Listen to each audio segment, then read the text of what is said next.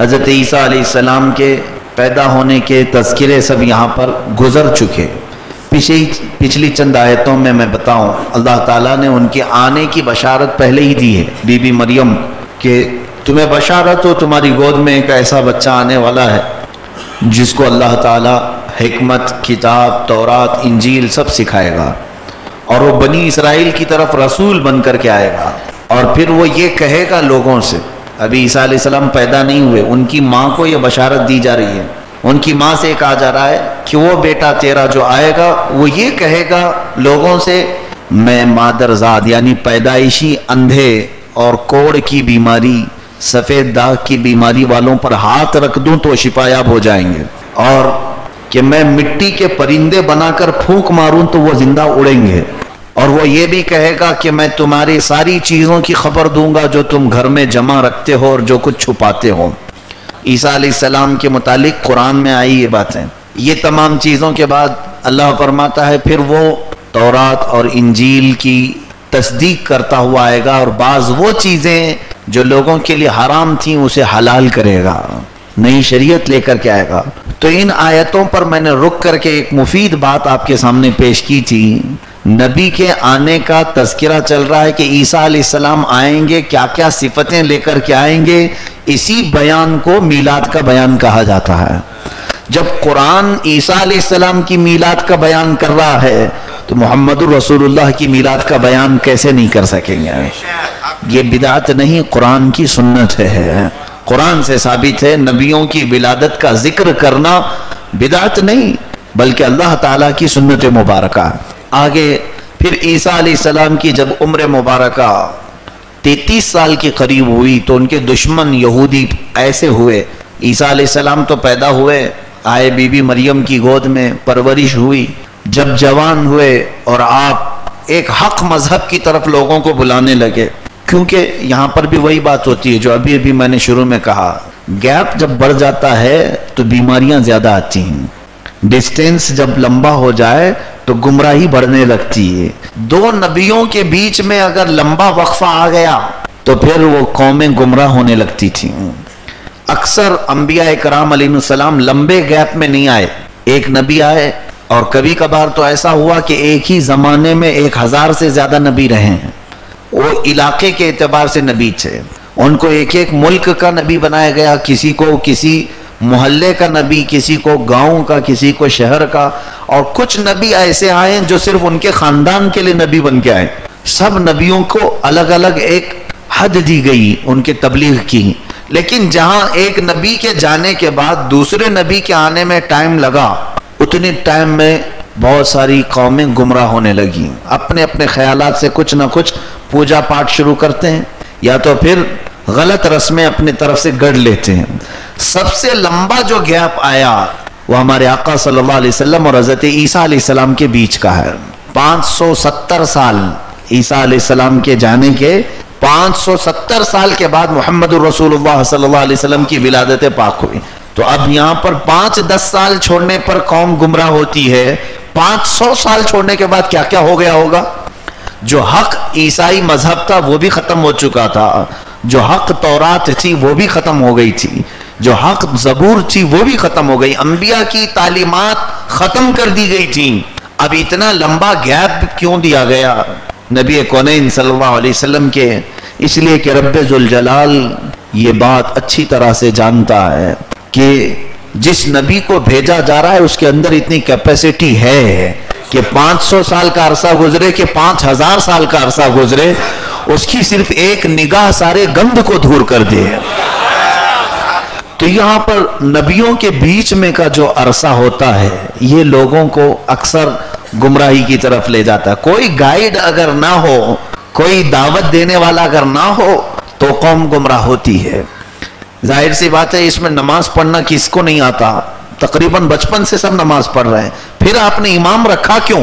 اپنی اپنی نمازیں خود پڑھ لیتے، اپنی اپنی نمازیں پڑھ کر چلے جاتے. ایک امام ایسا کیوں رکھا جاتا ہے کہ پھر وہ جمعہ یا کسی اور موقع پر لوگوں کو بیان کر رہا ہے، دعوت دے رہا ہے؟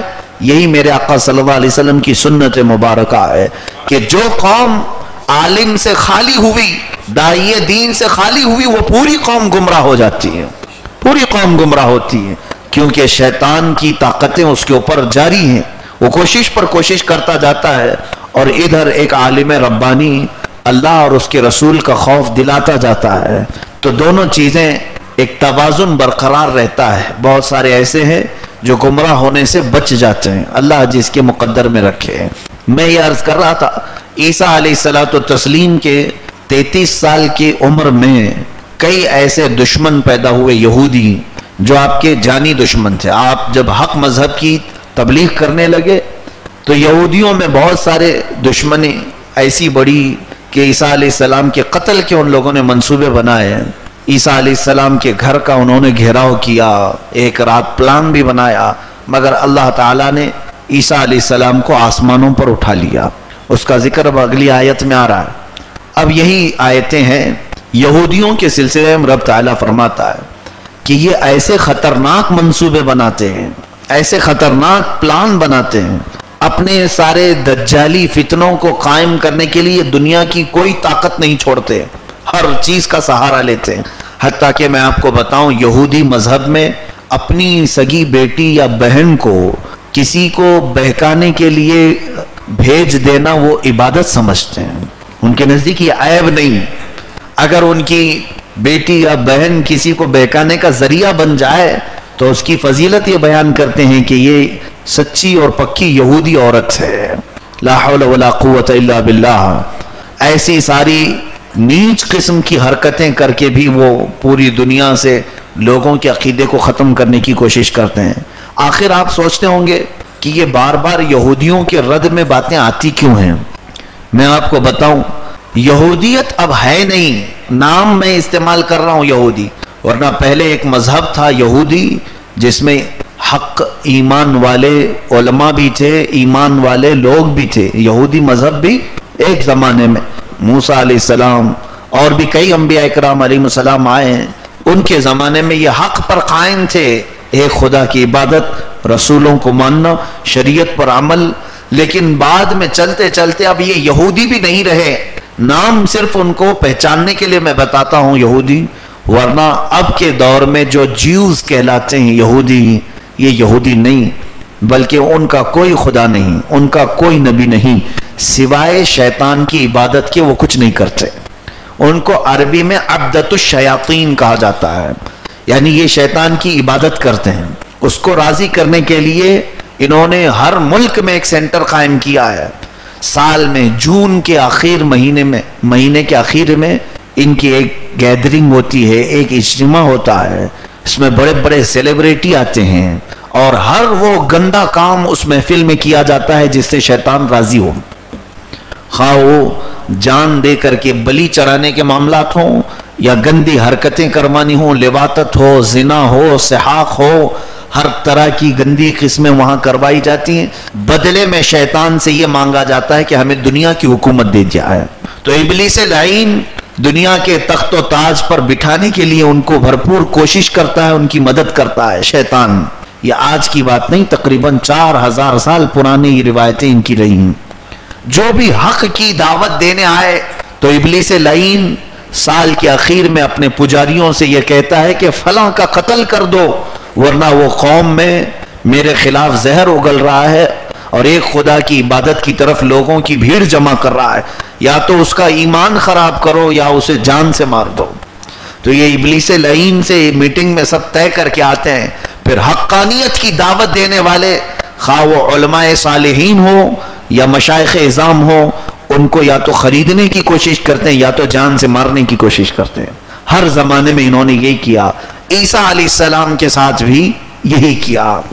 جب عیسیٰ علیہ السلام کی زبان کی تاثیر ایسی تھی کہ یہ جہاں جائیں لوگ ان پر ایمان لائے، اور ہاتھ کا کمال یہ تھا کہ وہ مٹی کے بنائے ہوئے پرندے کو صرف ہاتھ سے بنا کر پھونک مارتے تو وہ زندہ اڑنے لگتا۔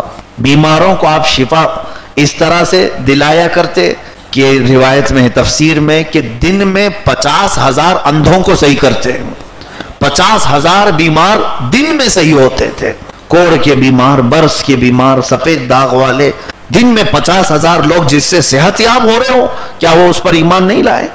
یہ چیز इब्लिस लईन को कब गवारा हो, तो उसने अपने पुजारियों को, जो यहूदी हैं, हर जमाने में शैतान से इनका एक कॉन्ट्रैक्ट ये होता है इब्लिस लईन से कि हम तेरी रजा का हर काम कर डालेंगे, बदले में तू हमें दुनिया की हुकूमत और दौलत दिलाए। आज कई लोगों को मशहूर करने के लिए, इल्यूमिनाती का नाम आपने सुना होगा, मैं कई मरतबा इसको इस्तेमाल कर चुका हूं। ये अब्दतुश शयातीन है, ये शैतान के पुजारी हैं, इनका कोई खुदा नहीं, कोई रसूल नहीं, कोई दीन नहीं, सिर्फ इब्लिस लईन, उसकी पूजा करते हैं, शैतान की इबादत करते हैं, इल्यूमिनाती। इनसे जो जुड़ जाए उससे सबसे पहले चीज उसकी सारी ईमानियत खत्म करनी पड़ती है कि तू किसी भी मजहब का ना रहे, कोई एक चीज पर तेरा अकीदा नहीं होनी चाहिए, बदले में हम तुझे पॉपुलर करके दिखाएंगे, सारे लोगों में तुझे मशहूर करके दिखाएंगे। कई ऐसे सेलिब्रिटी हैं, टॉप किस्म के स्टार माने जाने वाले लोग, अक्सर का ताल्लुक इल्यूमिनाती से है। ये जब जा करके अपना ईमान, दीन, अकीदा सब बेचते हैं और फिर उनके हाथ में हाथ रखकर ये अहद करके आते हैं, तब इन्हें ये सब पब्लिसिटी मिलती है, इनको स्टार के दर्जे मिलते हैं, इनको लोगों में एडवर्टाइज के जरिए से मशहूर कराया जाता है। फिर इन सेलिब्रिटी को वो इल्यूमिनाती इस्तेमाल करते हैं। तू फटा हुआ शर्ट पहन, फटी हुई पैंट पहन, ताकि तुझे देखकर लोग सारे यही करने लग जाएं। चंद लोगों को खरीदा जाता है अपने काज के लिए और पूरी दुनिया के अमाल बर्बाद करने की कोशिश की जाती है। इस सारों का ताल्लुक इब्लिस लईन से, शैतान मरदूद से है।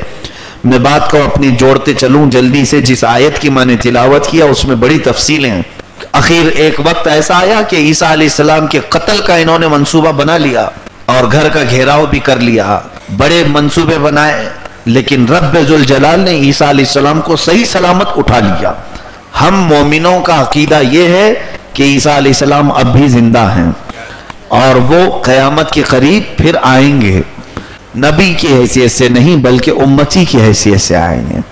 कि कोई ये ना कहे कि मोहम्मदुर रसूलुल्लाह सल्लल्लाहु अलैहि वसल्लम खातमुन नबीयीन हैं, सबसे आखिरी नबी हैं, तो फिर ईसा अलैहिस्सलाम आ रहे हैं, कैसे वो खातमुन नबीयीन होंगे? ये कादियानी यही कहते हैं। जब ईसा अलैहिस्सलाम के मानने पर आप यकीन रखते हैं तो हमारे गुलाम अहमद कादियानी को आप नबी क्यों नहीं मानते? कादियानी एक मजहब, एक फिरका बना, वो पहले मुसलमान थे लेकिन अब मुसलमानों से उनका कोई ताल्लुक नहीं। कादियानी, जिनको अहमदिया भी कहा जाता है, ये भी अंग्रेजों की पैदाइश है। इन्होंने मिर्जा गुलाम अहमद कादियानी नाम का एक शख्स, कादियान पंजाब में है, उठाया इसको और इससे नबी का दावा करवाया, नबूवत का दावा करवाया, और उसने अपने आप को नबी भी कह दिया। और फिर किताबें उतरने की भी बात कही कि मुझ पर किताबें भी नाजिल होती हैं और फरिश्ते भी आते हैं। इंग्लिश में उस पर वही आती थी, उसने सब लिखा है कि इंग्लिश में मुझ पर वही आती है और जो फरिश्ता वही लेकर के आता है उसका नाम टीसू टीसू मीसू मीसू। ये सब मजाक इसने बनाया था और ये तमाम चीजें, गुमराहियत को पूरी उम्मत ने भांप लिया और मुत्तहिदा तौर पर, मुत्तफका तौर पर आज तकरीबन सारी उम्मत का इत्तेफाक इस बात पर है कि कादियानी इस्लाम में है ही नहीं, क्योंकि इन्होंने दूसरा नबी बनाया। अब उनकी दलील यही है कि ईसा अलैहिस्सलाम के वापस आने पर जब आप अकीदा रखते हैं तो गुलाम अहमद को नबी मानने पर क्यों नहीं आप अकीदा रखते? जालिमो, ईसा अलैहिस्सलाम आएंगे मगर नबी बन करके नहीं, धोखा खा गए। वो उम्मती की हैसियत से आएंगे, ये भी हदीस पाक में है, और मुस्तफ़ा करीम सल्लल्लाहु अलैहि वसल्लम की शरीयत पर अमल करेंगे, हुजूर सल्लल्लाहु अलैहि वसल्लम की शरीयत के मुताबिक निकाह करेंगे, अपनी जिंदगी पूरी शरीयत मुस्तफ़ा के मुताबिक गुजारेंगे, तो फिर हुजूर के बाद आने वाले नबी का सवाल ही नहीं होता।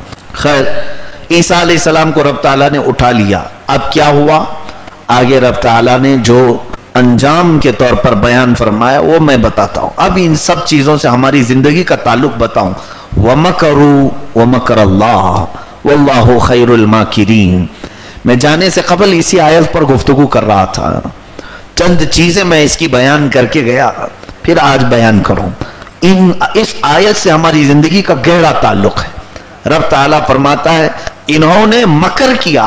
मकर किसको कहते हैं? खुफिया प्लान बनाने को, धोखा देने को, इसी को तो मकर कहते हैं। मक्कारी कर रहा है, यानी बोलता कुछ और है, करता कुछ और है। سامنے نظر آتا ہے کہ یہ ہمارا بہت ہی عقیدت مند آدمی ہے، لیکن اس کی آستین میں چھرا ہے، یہ کبھی بھی مار سکتا ہے، کبھی بھی قتل کر سکتا ہے۔ ان کو کہتے ہیں مکر کرنے والا، اور رب تعالیٰ فرماتا ہے وَمَكَرُوا، یہودیوں نے مکر کیا، دھوکہ کیا۔ واقعہ بھی میں نے سنا دیا تھا آپ کو، کیسے عیسیٰ علیہ السلام کو یہ لوگ ڈائریکٹ مارنے نہیں آئے۔ فستانوس نام کا ایک شخص جو عیسیٰ علیہ السلام کی محفل میں بیٹھا ہوتا اور عیسیٰ علیہ السلام کی شاگردوں کے ساتھ بیٹھتا تھا اور سیکھتا بھی تھا، لیکن منافق تھا، ادھر کی باتیں یہودیوں کو جا کے بتا دیتا تھا۔ عیسیٰ نے آج یہ کہا وہ کہا، تو دل کے اندر دشمنی تھی، عیسیٰ علیہ السلام کی محفل میں بیٹھتا تھا، اسی کو انہوں نے استعمال کیا کہ تو سب سے اچھا آدمی ہے عیسیٰ کو مارنے کے لیے۔ اس شخص کو انہوں نے پیسوں کی لالچ دی، وہ تیار بھی ہوا اور شاگرد بن کر کے گیا، لیکن اس کے آنے سے پہلے ہی عیسیٰ علیہ السلام اپنے شاگردوں کو سب بتا چکے تھے کہ ابھی میرے یہ آخری وقت ہے، میں تمہارے درمیان زیادہ دیر تک نہیں رہوں گا۔ لوگوں نے میرے قتل کا منصوبہ بنایا اور قاتل اندر آنے والا ہے۔ اللہ کے نبی غیب نہیں جانتے تو کیسے بتاتے ہیں؟ یہ بھی تفسیر میں ہے۔ آپ نے سب بتا دیا، اور اس کے بعد حضرت عیسیٰ علیہ السلام بیٹھے تھے، وہ اندر آیا منافق، لیکن اللہ تعالیٰ نے کیا فرمایا؟ منافق عیسیٰ علیہ السلام کا چاہنے والا بن کر کے آیا، چاہنے والا بن کر کے آیا، یہودیوں کی طرف سے آیا۔ حیرت کی بات یہ ہے کہ عیسیٰ علیہ السلام کو اللہ نے اٹھا لیا اور اس منافق کو عیسیٰ علیہ السلام کی شکل دے دیا، پوری بھی شکل نہیں دیا، آدھی شکل دیا۔ بہت دیر تک جب یہ باہر نہیں آیا تو اس کے جو دوست باہر کھڑے تھے یہودی، جنہوں نے اسے پیسہ دے کے بھیجا تھا، اندر گھسا ہے، کہا وہ پتہ نہیں کہاں گیا ہمارا سپاری لینے والا، غائب ہو گیا، پیسے لے کر کے عیسیٰ کو مارا بھی نہیں ہوگا، چلو ہم ہی مار دیتے۔ اندر گھسے تو اس کو پایا، پہلی نظر میں تو اس کو عیسیٰ علیہ السلام ہی ان لوگوں نے سمجھا۔ اب کیا کیا؟ سبوں نے چھرا نکالا اور اسی کو مارنا شروع کیا، زخمی کیا، اور اس کے بعد اٹھا کر کے لائے اس کو۔ وہ بہت چلاتا رہا، میں عیسیٰ نہیں ہوں، میں عیسیٰ نہیں ہوں۔ کون سنے؟ کون سنے گا؟ کیونکہ شکل تو عیسیٰ علیہ السلام کی ہے۔ جوش میں یہودیوں نے پکڑ کر کے اس کو سولی پہ چڑھایا اور پھانسی بھی دے دی، مر گیا۔ مرنے کے بعد ان کو ٹینشن ہوا کہ یہ جو بول رہا تھا میں عیسیٰ نہیں ہوں، عیسیٰ نہیں ہوں، سوچنا چاہیے ہمارا آدمی اگر یہ ہے تو عیسیٰ کہاں ہے، اور اگر یہ عیسیٰ ہے تو ہمارا آدمی کہاں گیا؟ اس ٹینشن میں تو ان کے 500 سال گزر گئے، ان کو پتہ ہی نہیں تھا کہ ہم نے کس کو مارا، جس کو پھانسی دی انہوں نے، ان کو یقین تک نہیں تھا۔ قرآن نے بتایا کہ جس کو تم نے مارا ہے وہ کوئی اور تھا، عیسیٰ تو اب بھی رب کے پاس موجود ہے۔ قرآن نے اس کی وضاحت فرمائی۔ اب رب تعالیٰ فرماتا ہے وَمَكَرُوا وَمَكَرَ اللَّهُ۔ اب سنو آیت، انہوں نے دھوکہ دینے کی کوشش کی، مکر کیا، پلاننگ کی، شاگرد بن کر کے آئے، محبت کرنے والے بن کر کے آئے۔ وَمَكَرَ اللَّهُ وَاللَّهُ خَيْرُ الْمَاكِرِينَ۔